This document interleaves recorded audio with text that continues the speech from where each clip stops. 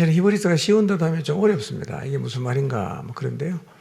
히브리서 공부하고 난 다음에 읽으면 이게 여러분의 그 머릿속에 충분히 이해가 되고 이게 이 말이었지, 이게 이 말이었지. 그렇게 여러분에게 힘을 주는 말씀이 되기를 바랍니다. 예. 원래 이게 수련회 때 다 준비한 말씀인데 앞으로 3주 동안 제가 설교 준비를 안 해도 되게 됐어요.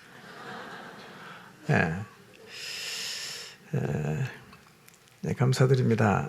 저는 이번 수련회 성령께서 일해 주신 것을 감사합니다. 성령께서 우리 가운데 역사하신 것을 저도 많이 느꼈습니다. 우리 모두 계속 성령님을 사모하고 또 성령을 따라 살아가게 되시기를 바랍니다. 예, 다들 피곤하실 텐데요. 예, 마지막까지 버티는 거죠. 예, 만남이 끝나고 오후에는 좀 잘 쉬시고요.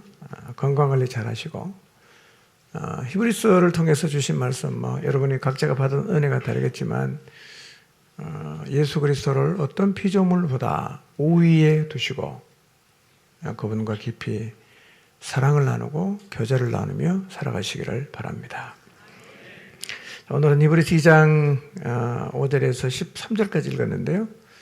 14절부터 마지막 18절까지는 다음 주에 말씀을 드리도록 하겠습니다. 설교 제목을 같이 한번 읽어보겠습니다. 시작.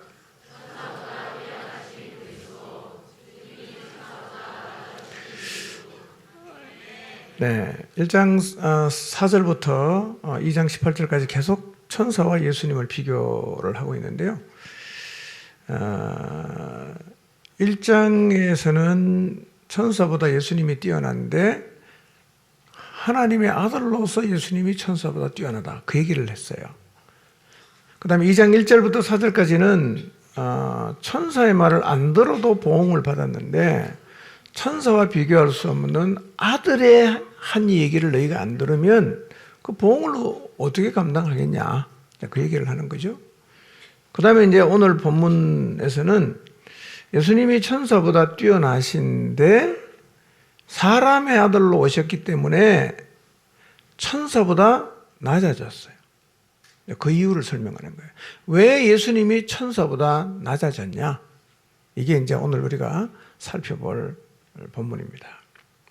유대인들이 예수님을 믿지 않았던 가장 결정적인 이유가 뭐냐면 예수님이 너무 낮아졌어요. 여기서 낮아졌다는 말은 아주 비참하게 됐다는 말이거든요. 유대인들은요, 메시아는 절대로 예수처럼 비참하게 낮아질 수 없다고 확신하고 있습니다.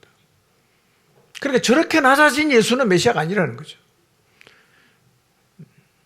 그래서 유대인들은 지금도 예수님을 메시아로 안 믿어요. 가장 큰 이유가 뭐냐? 저렇게 낮아질 수 없다는 거예요. 히브리서 기자가 1장부터 계속 천사보다 우월하신 그리스도를 이야기하는 이유는 유대인들은요, 하나님을 제외하고 나면 그 다음에 위대한 존재가 누구냐면 천사예요. 하나님 빼고 나면 천사입니다. 우리가 이제 그제인가요? 천사가 성경에 얼마나 많이 나오는지를 확인해 봤죠?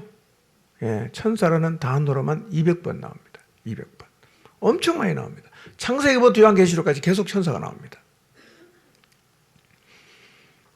그리고 우리가 살펴본 천사의 능력도 대단했지 않았습니까? 우선 천사는 누구도 천사를 해칠 수가 없어요. 누구도 해칠 수가 없습니다. 그리고 소돔과 고모라를 멸망시킬 때 천사 몇 명이 갔습니까? 2명이 갔어요. 2명이 한 도성을 완전히 불로 초토화시켰어요. 그 다음에 히스기야 왕 때 아수르 왕이 18만 5천 군사를 데리고 와서 유대를 이제 잡아먹으려고 했을 때 18만 5천 명의 군사가 하룻밤에 다 죽었습니다. 누가 죽였어요? 천사가 죽였어요. 사실은 이 사건은요, 고대 주변 나라의 굉장한 이슈였어요. 아니, 저 나라에 뭐가 있길래 아수르 군대가 18만 5천 명이 그냥 다 죽어버리니까요. 유대 나라 진짜 대단한 줄 알았어요. 그래서 바벨론에서 그냥 사신을 보냅니다. 예. 히스기야가 천국 다 보여주는데 뭐 보여줄 것도 없거든요. 그러니까 이제 하나님이 선지자 이사야에게 말씀하지 뭘 보여줬습니까? 그거 다 바벨론으로 옮겨갈 겁니다. 이렇게 말했어요. 그러니까 유대인들은 천사를 대단하게 여겼어요. 유대인은 메시아는 기다립니다. 지금도 기다리는데요. 그들이 기대하는 메시아는 당연히 천사보다 우월해야 돼요. 당연히 우월해야 돼요. 그들은 이렇게 생각합니다. 메시아가 오면 세상이 단번에 바뀐다. 이렇게 믿어요. 그래서 메시아라고 주장하는 예수가 다른 선지자들보다 월등한 면이 있긴 하지만 그러나 천사보다는 못하다고 생각했어요.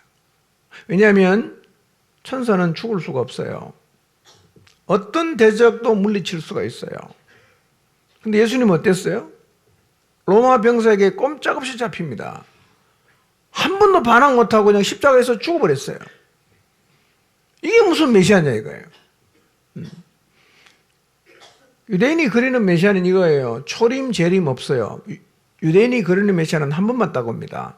그리고 오면 세상을 완전히 뒤집어 엎어버립니다. 영광의 메시아예요. 대단한 힘을 가진 메시아를 기다리고 있는데 아니 자기가 메시아라고 주장하고 뭘 좀 기적을 행하긴 했지만 지금 보니까 죽어버렸잖아요. 그거 좀 메시아 아니라 이거죠. 그래서 유대인들은 이런 논리를 가지고 유대교에서 그리스도교로 개종한 유대 그리스도인들에게 말하는 겁니다. 야, 너희가 잘못 믿고 있다. 너희도 알지 않냐? 그리스도가 어떻게 이럴 수가 있냐?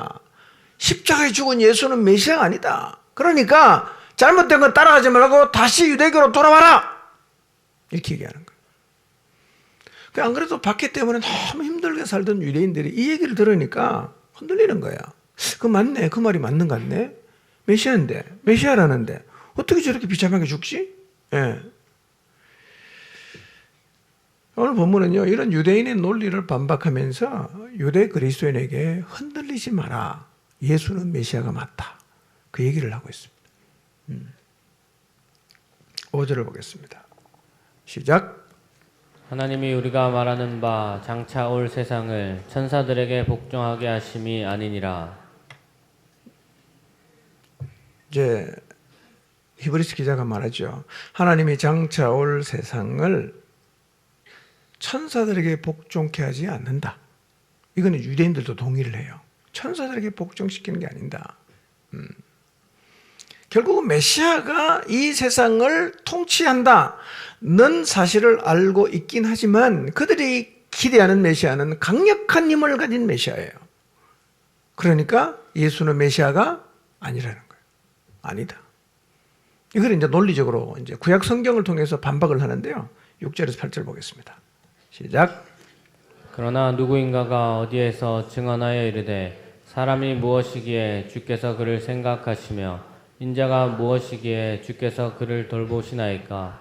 그를 잠시 동안 천사보다 못하게 하시며 영광과 존귀로 관을 씌우시며 만물을 그 발 아래 복종하게 하셨느니라.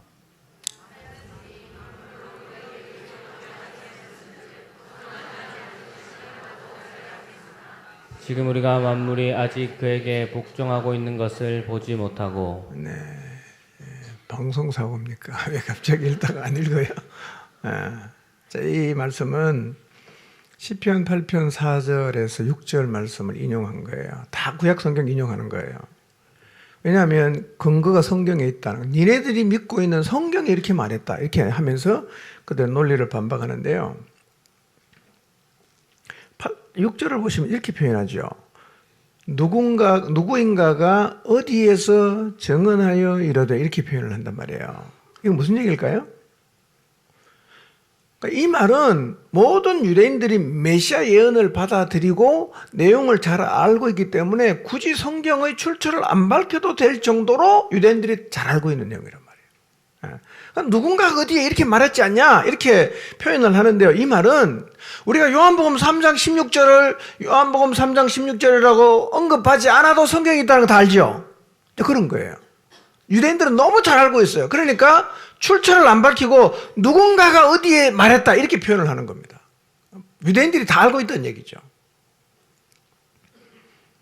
그 본문을 인용을 하면서 말합니다. 너희도 알다시피 메시아가 나중에 온 세상을 다스리게 된다. 그런데 이 말씀 가운데 자 보세요. 7절을 다시 한번 보여주세요. 7절. 좀 노란 것이 보이죠? 읽어봅니다. 시작. 그를 잠시 동안 천사보다 못하게 하시며 그랬어요.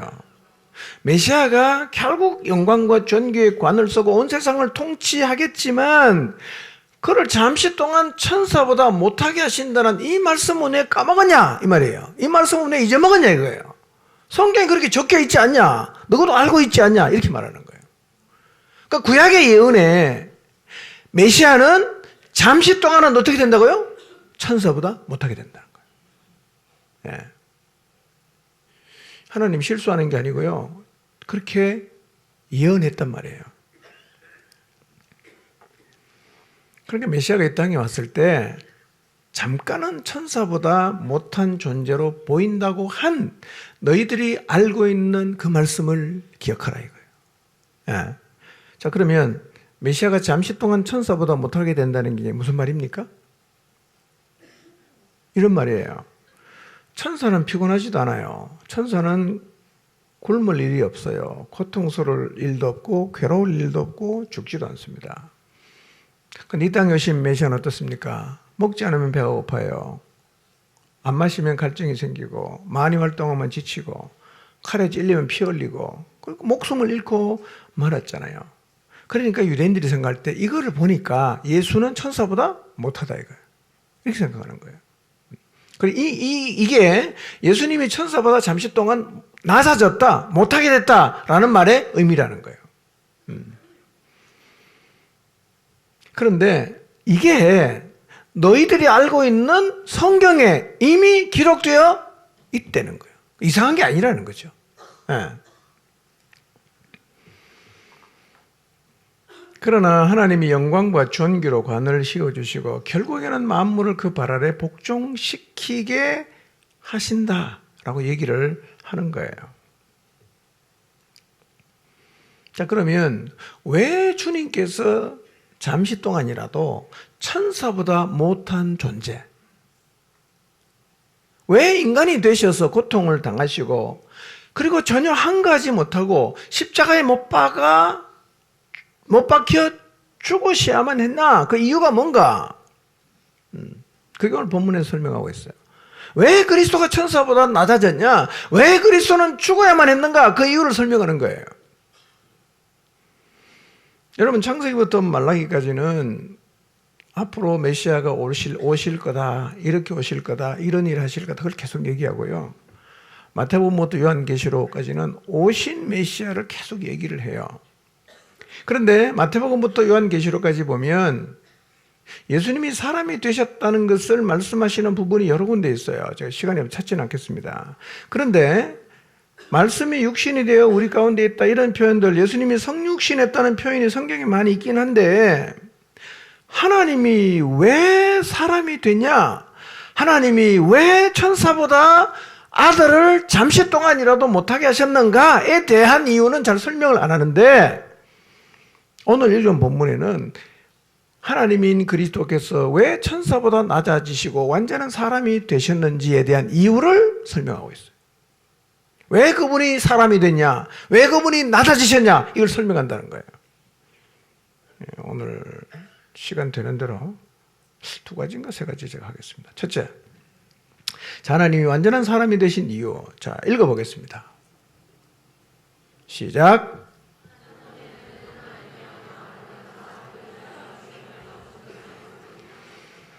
자, 9절을 봅니다. 시작. 오직 우리가 천사들보다 잠시 동안 못하게 하심을 입은 자 곧 죽음의 고난 받으심으로 말미암아 영광과 존귀로 관을 쓰신 예수를 보니 이를 행하심은 하나님의 은혜로 말미암아 모든 사람을 위하여 죽음을 맛보려 하심이라. 자, 천사보다 잠시 못하게 된 이유를 뭐라고 얘기하고 있습니까? 모든 사람을 위해서 죽음을 맛보는 거예요. 모든 사람을 위해서. 예. 그러니까 예수님께서 천사보다 낮아져서 고난을 받고 십자가에서 죽으신 이유가 뭐냐? 하나님의 은혜로 말미암아 모든 사람을 위해서 죽음을 맛보기 위해서다. 첫째 기억해야 될 건요, 여러분, 예수님이 사람이 되신 이유는 영광받기 위해서가 아니었어요. 죽기 위해서입니다. 어제 제가 복음 전하면서 예수님이 왜 죽으셔야만 했는가 이유를 많이 말씀드렸죠. 왜 죽었습니까? 그분이 죽어야 우리의 죄가 해결된단 말이에요. 그분이 죽어야 죄인인 우리가 구원받을 수 있는 길이 열린단 말이에요. 누군가나 와서 죽어야 돼. 왜 그분이 인간으로 오셔서 천사보다 낮아졌냐? 인간을 구원하기 위해서는 그분이 죽어야만 되니까 천사보다 낮아지시면서까지도 육체를 입고 오셨다. 그렇게 말을 하는 겁니다. 여러분 참 생각해 보십시오. 하나님이 죽으러 왔어요. 인간이 돼서. 피조물 같은 존재가 되어서 죽으러 오셨다. 이게 너무 큰 사랑 아니겠어요? 여러분 개미로 변할 수 있겠어요? 개로 변할 수 있겠습니까? 지렁이로 변할 수 있겠어요?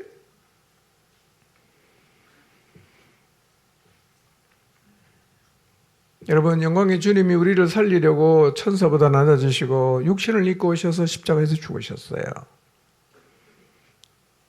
우리가 그걸 알아들였나요? 그걸 사랑으로 느꼈나요? 아니, 그걸 감사하고 있습니까?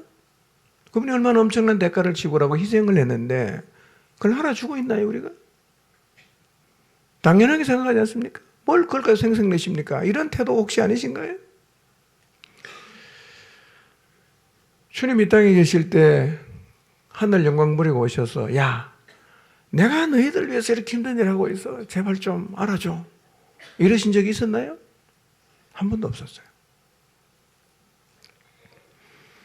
그분은 우리를 살리기 위해서 죽음의 잔을 마시러 오셨어요. 그러나 우리의 반응이 어떠함과는 아무런 상관없이 조용히 죽음의 잔을 마셨단 말이에요. 이게 사랑이에요. 이게 대단한 거예요. 이 주님의 모습 앞에서 우리가 사명의 길을 어떤 자세로 걸어야 하는지를 배우게 되죠. 여러분, 영혼을 섬기고 세상을 섬기는 사역은 하나님이 우리에게 주신 사명은 맞습니다. 그러나 그것은 나를 위한 게 아니라 그를 위한 거 아니에요? 그를 위한 거예요.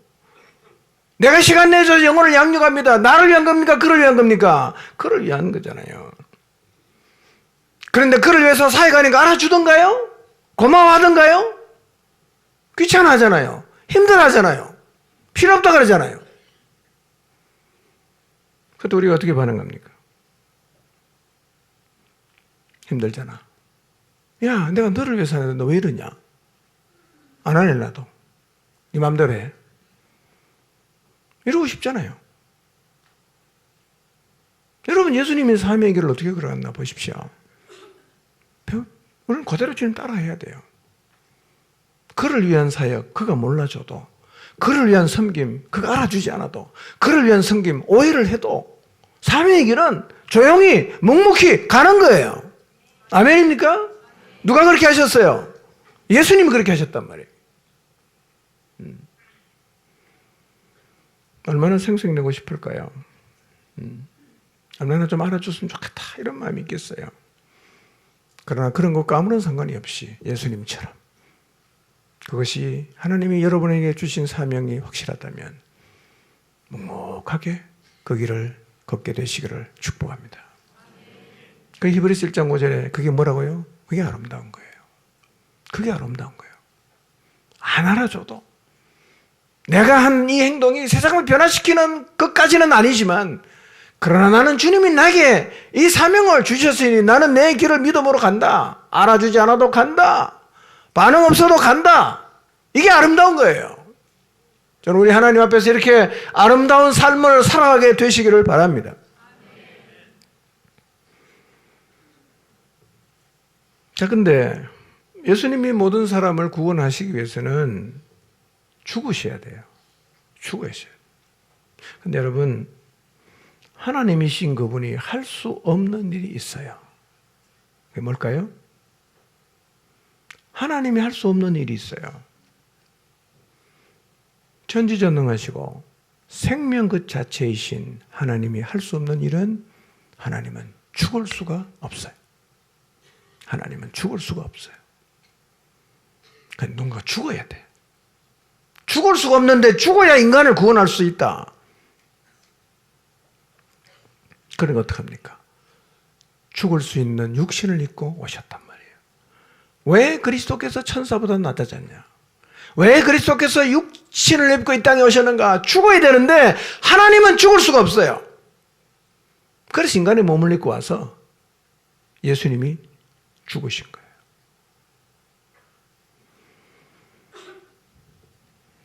하나님이 죽으신 이유는 두 가지예요. 막 비슷한 얘기긴 한데 첫째는 언약 때문입니다. 언약 때문에. 우리를 구원해 주겠다고 언약하셨기 때문에. 구원의 길을 열어주겠다고 언약하셨기 때문에. 언약을 이루기 위해서 죽으신 거예요. 히브리 2장 9절 다시 봅니다. 시작. 오직 우리가 천사들보다 잠시 동안 못하게 하심을 입은 자 곧 죽음의 고난 받으심으로 말미암아 영광과 존귀로 관을 쓰신 예수를 보니 이를 행하심은 하나님의 은혜로 말미암아 모든 사람을 위하여 죽음을 맛보려 하심이라. 예. 구약의 여러 선자를 통해서 구원자를 내가 보내준다. 그가 너희들 대신해서 죽음으로 구원의 길을 열겠다. 는 언약을 하나님은 수도 없이 하셨어요. 언약에서는 지켜야 되잖아. 이 언약을 지키기 위해서 하나님이 사람으로 오셔서 죽으신 거예요. 언약 때문이에요. 두 번째는 뭐냐? 유언 때문입니다. 유언. 히브리서 9장 15절에서 17절 한번 볼까요? 읽습니다. 시작. 그러므로 그리스도께서 새 언약의 중보자가 되셨습니다. 이제 하나님께서 부르심을 받은 자들은 하나님께서 약속하신 영원한 복을 받을 수 있게 되었습니다. 옛 언약 아래에서 살던 사람들을 죄로부터 자유롭게 하기 위하여 그리스도께서 죽으셨기 때문에 사람들이 그 축복을 누릴 수 있게 된 것입니다. 유언이 효력을 나타내려면 그 유언을 쓴 사람이 죽었다는 사실이 증명되어야 합니다. 그 사람이 살아있는 한 유언은 아무 쓸모가 없습니다. 오직 죽은 후에만 쓸모가 있는 것입니다. 유언을 잘 아시죠? 유언장을 써놔도요. 유언장 쓴 사람이 살아있으면 그거는 효력이 없어요. 언제 유언장의 내용이 효력을 발휘합니까? 유언을 쓴 한 사람이 죽어야 돼요. 그러니까 예수님이 주신 언약을 여기서는 어떻게 설명하냐면 유언으로 설명하는 거예요. 유언. 유언은 언제 효력이 있냐? 유언한 사람이 죽어야 되는 거예요. 그 예수 그리스도께서 죽어야만 죽음을 통해서 인간을 구속하겠다라는 하나님의 유언이 뭐를 발휘한다고요? 효력을 발생해. 그러니까 어떡합니까? 주님이 오셔서 죽어야 되는 거예요. 죽음을 통해서 그분이 하신 유언이 효력을 발휘하게 되었다는 거예요.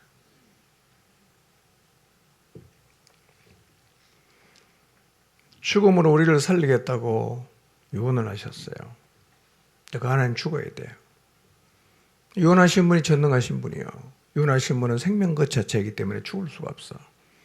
그래서 하나님은 하늘 영광 보좌를 버리고 완전한 사람으로 이 땅에 오셔서 죽으셨다는 거예요.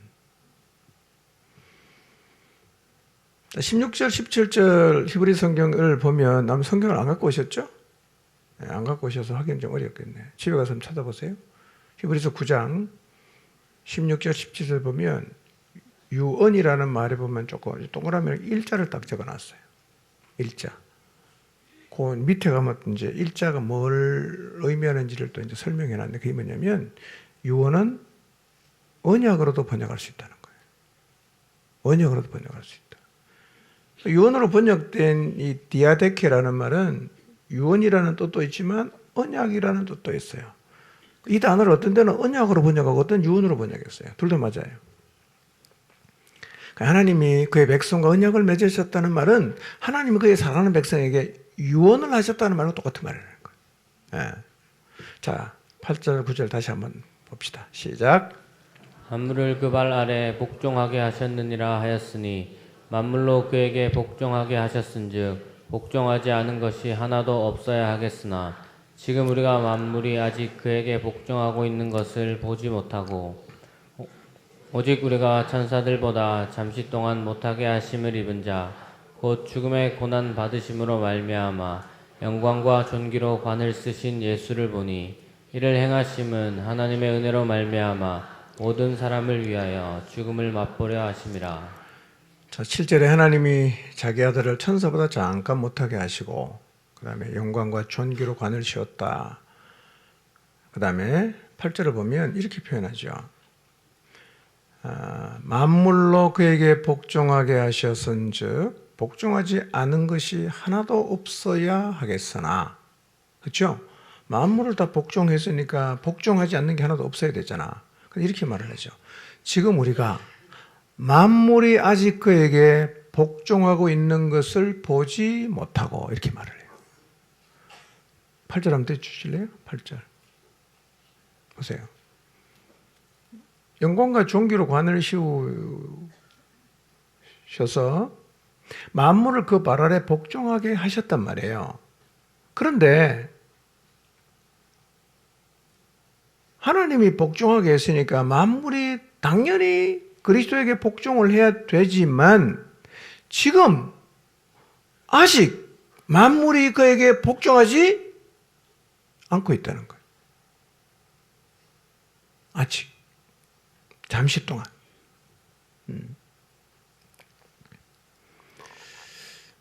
여러분, 아직이라는 헬라 우포는 일시적이라는 의미를 갖고 있어요. 이런 얘기입니다. 만물의 완전한 복종은 아직은 아니라는 거예요. 미래에 성취된다. 아직 만물이 그리스도에게 완전히 복종하지 못하는 이유가 뭐냐? 아직 그의 왕국이 완전히 실현되지 않았기 때문이고요. 둘째 하늘에 공중의 권세 잡은 사단이 마치 자기가 이 땅의 지배자인 것처럼 막 행세를 하고 다니죠. 거짓이 이기고 악이 이기고 막 이러지 않습니까? 우리가 생각합니다. 공의로운 하나님이 살아계시는데 어떻게 이런 일이 벌어질 수 있냐? 사실은 그게 우리의 마음속에 의문이 돼요. 오늘 우리 현실을 보십시오. 만물이 그리스도에게, 만물이 하나님에게 복종하고 있습니까? 이 땅에 있는 모든 정치와 권력과 사상과 과학과 문화, 이 모든 영역이 하나님께 복종합니까? 안 하잖아요. 반대로 가잖아요. 하나님 대적하잖아요. 여러분, 인류 역사가 그래요. 인류 역사를 보면 인류 역사가 발전하면 발전할수록 하나님을 경배하는 게 아니라 하나님을 대적합니다. 하나님께 반항합니다. 우리가 봐도 지금 한국 사회도 하나님께 복종합니까? 이 나라가 복종 안 해요. 나쁜 교육의 영향으로 아이들까지도 하나님께 반항합니다. 하나님의 질서를 다 깨뜨리고 있어요. 이런 걸 보면 어떤 마음이 들죠? 이야, 하나님 어디 가셨나? 왜 이럴까? 우리 마음이 사실은 낙심이 되기도 해요. 도대체 하나님 왜 이러시나? 이거 다 보고 계실 텐데 왜 관두시는가? 이런 마음이 든단 말이에요. 성경은 이렇게 말해요. 만물이 아직 일시적으로 복종하지 않고 있다. 성경에 그렇게 돼 있어요. 그러니까 지금 만물이 정치나 뭐 문화나 뭐 권력이나 이런 것들이 하나님을 대적하고 있는 것은 안타까운 일이긴 하지만 이 하나님의 능력이 떨어져서 이런 일이 일어나는 게 아니라 성경대로 되고 있는 거예요. 성경대로 되고 있는 거예요. 여러분, 그러나 만물이 하나님에게 복종하지 않는 것만 보지 마시기를 바랍니다. 뭘 봐야 되냐? 9절을 보겠습니다. 시작. 오직 우리가 천사들보다 잠시 동안 못하게 하심을 입은 자 곧 죽음의 고난 받으심으로 말미암아 영광과 존귀로 관을 쓰신 예수를 보니 이를 행하심은 하나님의 은혜로 말미암아 모든 사람을 위하여 죽음을 맛보려 하심이라. 뭘 봐야 됩니까? 영광과 존귀로 관을 서신 예수님을 바라보아라, 이렇게 말해요. 우리를 구원하기 위해서 자기의 생명을 기꺼이 내주신, 그렇게 우리를 사랑하시는 예수 그리스도를 바라보아라. 십자가에 못 박아 돌아가신 예수님이 아니라 부활하시고 하나님 보호자 우편에서 영광과 존귀로 관을 쓰고 계신 예수님을 바라보라는 거예요. 그럼 여러분, 만물이 복종하지 않는 것 때문에 의아해하거나 낙심하지 마시기를 바랍니다. 현실이 유토피아가 아니라고 낙심하지 마시기를 바랍니다. 우리는 이런 세상에 살고 있지만 영광과 존귀로 관을 쓰고 계신 예수 그리스도를 봐야 합니다. 만물은 일시 동안 복종하지 않을 것입니다. 그러나 하나님은 우리 아버지가 되셔서 우리를 지켜 보호하십니다. 그리고 장차 그분은 이 땅에 왕권을 가지고 다시 오시게 될 것입니다. 여러분, 현실을 보면 너무너무 악하고 힘들고 악이 횡행하고 공의가 서지 않고 이런 걸 보면 낙심하지요. 그러나 그런 와중에서도, 그런 세상 속에 살면서도 하나님을 바라봄으로 믿음을 잃지 않고 분연히 일어나서 끝까지 믿음의 길을 걸어갔던 사람들의 이야기가 성경에 너무 많아요. 너무 많지만 그 사람들을 이름을 쫙 열고 있는 거거든요. 히브리서 11장이에요. 그렇게 사는 걸 믿음으로 산다고 말하는 거예요. 믿음의 선진들, 믿음의 용사들. 그들은 고난을 받고 이해되지 않는 일들을 겪고 억울한 대접을 받았지만 영광과 존귀의 관을 서신 예수님을 바라보면서 믿음의 길을 걸어갔습니다. 우리도 그 길을 믿음으로 걸어갑시다. 10절입니다. 시작. 그러므로 만물이 그를 위하고 또한 그로 말미암은 이가 많은 아들들을 이끌어 영광에 들어가게 하시는 일에 그들의 구원의 창시자를 고난을 통하여 온전하게 하심이 합당하도다. 예, 만물이 그를 위하고 또한 그로 말미암으니까, 이 말이 조금 이해가 안 되니까요. 표준세 번역으로 다시 보겠습니다. 시작. 하나님께서는 만물을 창조하시고 만물을 보존하시는 분이십니다. 그러므로 하나님께서 많은 자녀를 영광에 이끌어 들이실 때에 그들의 구원의 창시자를 고난으로써 완전하게 하신다는 것은 당연한 일입니다. 예, 하나님이 만물을 창조하셨어요. 만물을 보존하십니다. 그리고 하나님은 많은 자녀들을 영광으로 이끄실 겁니다. 근데 그들의 구원의 창시자를 고난으로 완전하게 하셨다, 이렇게 말씀을 하세요. 하나님은 많은 자녀를 영광, 곧 구원의 길로 이끄시기를 원하세요. 이 일을 위해서 예수 그리스도께서 고난을 받게 하심으로 구원의 창시자가 되겠다, 이렇게 표현을 해요. 구원의 창시자, 구원의 길을 연 사람. 구원의 길을 열기 위해서 그리스도는 반드시 고난을 당해야 된다는 거예요. 그리고 왜 주님께서 고난을 당했냐? 구원의 길을 열기 위해서, 구원의 창시자가 되기 위해서 그분이 고난을 당하셨다고 말하는 거예요. 예수 그리스도께서 고난을 당하고 십자가에 죽었기 때문에 뭐가 되셨다고요? 구원의 창시자가 되셨어요. 구원의 길을 열었다는 거예요. 왜 고난을 당해야 됩니까? 구원의 창시자가. 왜 구원의 창시자가 죽어야 됩니까? 죄의 문제를 해결하지 않으면 구원의 길이 안 열리잖아요. 우리의 죄를 해결하기 위해서 그분이 십자가에 고난당하시고 죽으셨어요. 그래서 그분은 우리에게 구원의 길을 여신 분, 구원의 창시자가 되셨다, 이렇게 말씀을 하고 있어요. 11절 봅니다. 11절 시작. 거룩하게 하시는 이와 거룩하게 함을 입은 자들이 다 한 근원에서 난지라. 그러므로 형제라 부르시기를 부끄러워하지 아니하시고. 예. 사실 이 말씀은 너무 놀라운 말씀인데 좀 실감은 잘 안 되는 말씀이야. 예. 야, 어떻게 우리를 이렇게 대우하실 수 있나? 이렇게 높게 대우하시나? 뭐 그런 생각이 드는데요. 자, 보세요. 11절 더 띄워주세요. 거룩하게 하시는 이 누굽니까? 메시아입니다. 예수 그리스도예요. 거룩하게 함을 입은 자가 누굽니까? 우리예요. 근데 이렇게 말합니다. 예수님하고 우리가 사실은 창조주와 피조물 아닙니까? 근데 이렇게 표현하죠. 둘이 한 근원에서 났다, 이렇게 말해요. 둘이 한 근원에서 나왔다. 똑같은 말인가? 그렇진 않아요. 질적인 차이는 있어요. 그분은 영원 발생하신 하나님, 우리는 하나님께로부터 만들어진 존재란 말이에요. 창조주와 피조주의 피조물의 차이가 있는데, 그러니까 예수님은 근본 하나님이세요. 우리는요, 피조물이에요.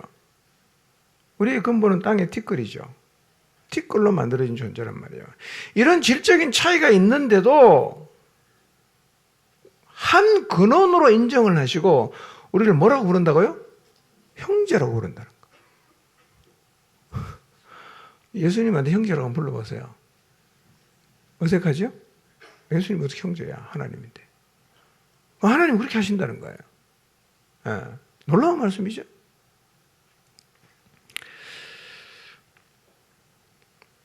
천사보다 우월하신 분, 잠시 천사보다 못한 것 같았지만 고난을 통해서 구원의 창시자가 되셔서 우리를 구원하셨던 그분이 우리를 향해서 형제라고 그래요. 그러니까 구원받은 우리의 신분이 상상할 수 없을 정도로 상승한 거예요. 형제다. 예. 그 뒤에 이렇게 말을 해요. 형제라 부르시기를 부끄러워하지 않았다. 이렇게 말해요. 형제라 부르기를 부끄러워하지 않았다. 여러분, 이 참 놀라운 말씀인데요. 우리도 때로는 우리를 부끄러워하잖아요. 그죠? 내가 부끄러워요. 내가 왜 이러나? 내 인간이 왜 이러나? 이러면서 다른 사람 아무 얘기 안 하는데 내가 내 스스로를 봐도 참 부끄럽다 하는 생각이 들 때가 있지 않습니까? 뿐만 아니라 오늘날에는 신앙을 가진 걸 자체를 이상하게 보죠. 교회 다닌다는 말이 그게 이상한 말이 아니잖아. 예, 그렇게 들린단 말이에요. 괜히 이상하게 보는 것 같아. 그러다 보니까 자기가 성도라는 사실을 부끄러워하는 사람이 생겨나기를 시작했어요. 내 교회 다닌다 이 말 못하는 거 부끄러워갖고 이상한 사람은 쳐다볼까 봐. 밥 먹을 기도를 못해. 너 교회 다니냐? 이 소리 듣기 싫은 거예요. 하늘을 쳐다보고 기도하거나 눈 뜨고 기도하거나 잠깐 그냥 아래 쳐다보는 듯 기도를 하거나 당당히 기도를 못해요. 왜? 부끄러워. 여러분 신앙생활이 부끄럽습니까? 여러분 우리의 구원자, 구원의 창시자이신 그분은 우리를 형제라고 불러요. 그리고 그걸 조금도 부끄러워하지 않아요. 그런데 우리는 예수님을 부끄러워한단 말이에요. 부끄러운 일입니까?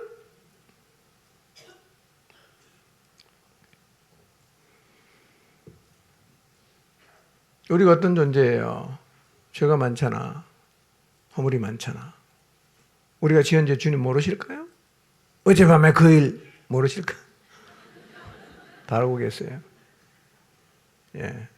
10월 며칠 그날 밤 그 일. 다 알아요.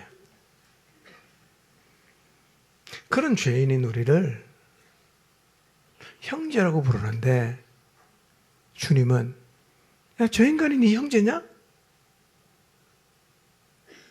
사람들이 그렇게 말을 할지언정 주님은 우리를 형제라 부르는 것을 조금도 부끄러워하지 않는다는 거예요. 우리가 예수님 부끄러워해야 되겠습니까? 우리가 주님을 따르는 잘하는 걸 부끄러워해야 되겠습니까? 저는 여러분이 그리스도인이라는 사실, 주님의 제자라는 사실, 그리고 구원받은 그리스도인이라는 사실을 부끄러워하지 않게 되시기를 바랍니다. 예. 이 얼마나 영광스러운 이름인데요. 마지막 날 가보세요. 그리스도인이라는 이름은요, 이거 너무너무 대단한 거, 엄청난 거예요. 이 이름 없으면 끝나는 거예요. 절대로 부끄러운 이름 아닙니다. 예수님이 우리를 형제라 부르기를 부끄러워하지 아니하셨던 것처럼 여러분이 주님의 자녀요 그리스도인이라는 사실을 부끄러워하지 않게 되시기를 바랍니다. 부끄러운 게 아니에요. 자랑스러운 거죠. 자랑스러운 거죠.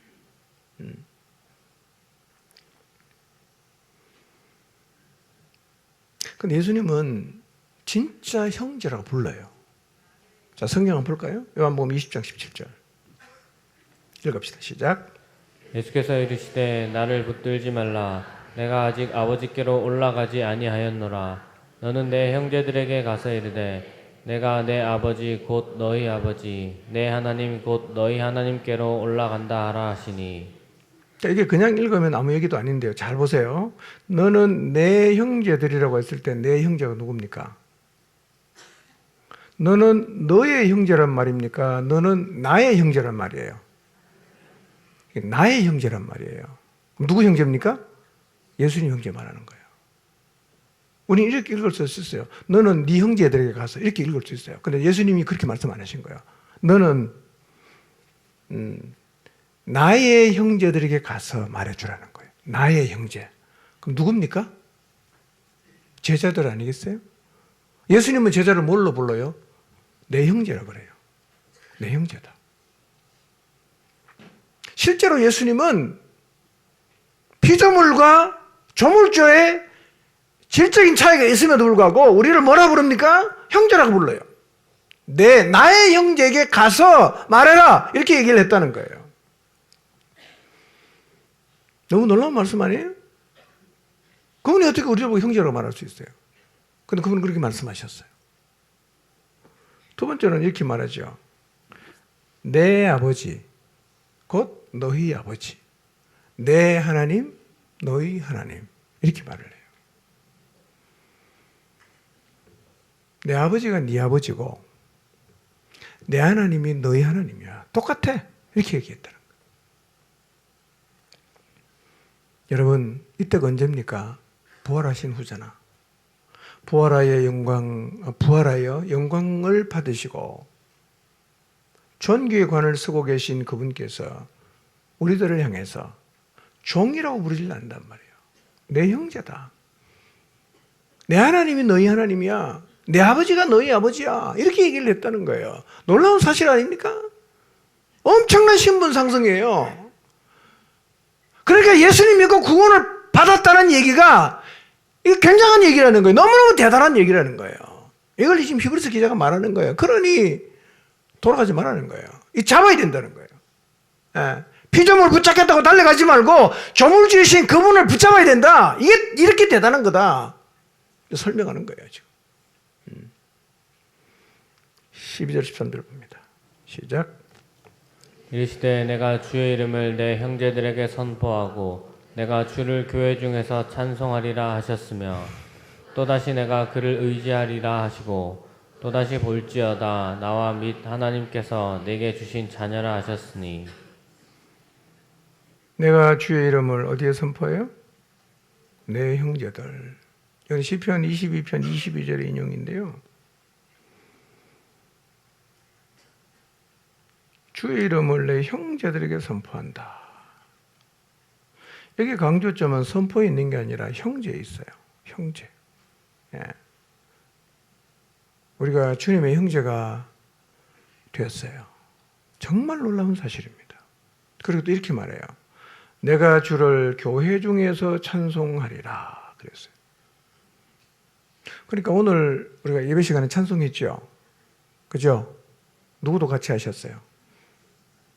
이런 얘기예요. 그분은 찬양을 받는 저 위에 계셔야 되잖아. 근데 어떻게 했다고요? 교회 중에서 주를 찬송했다는 거예요. 우리가 찬송할 때 그분도 같이 찬송했다. 이런 얘기거든요.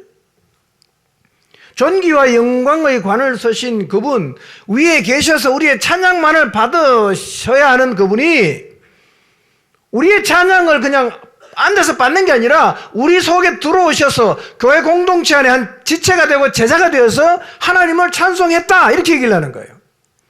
우리가 찬양할 때 누구도 같이 찬양합니까? 예수님도 같이 찬양한다는 거예요. 우리의 찬양과 예배가 이런 거예요. 우리가 찬양할 때 주님도 같이 찬양하시죠? 우리가 예배할 때 주님도 같이 예배하신다. 이렇게 말씀을 하세요. 여러분, 주님도 찬양하는데 우리가 온 마음을 다해 주님을 찬양해야 되지 않겠습니까? 여러분, 이 사실을 기억하고 찬양할 때 전심으로 찬양하십시오. 예배할 때 전심으로 하나님을 예배하시기를 바랍니다. 히브리서 기자가 말하려고 하는 요지는 이거예요. 그리스도인 세상에서 가장 영광스러운 이름이라는 거예요. 세상이 어떻게 날 바라봐도 나 예수님 믿는 사람이라고 말할 수 있게 되시기를 바랍니다.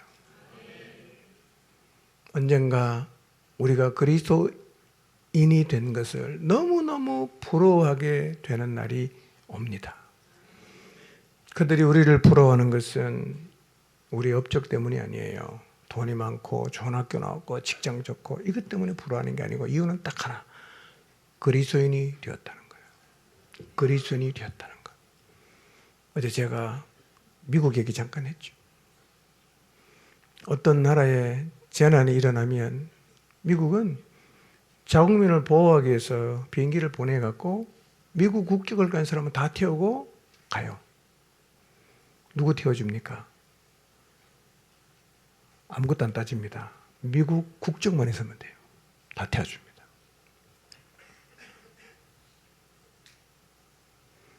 마지막 심판의 날 누가 구원받습니까? 누가 구원받습니까? 세상에 어떤 경력도 다 소용없어요.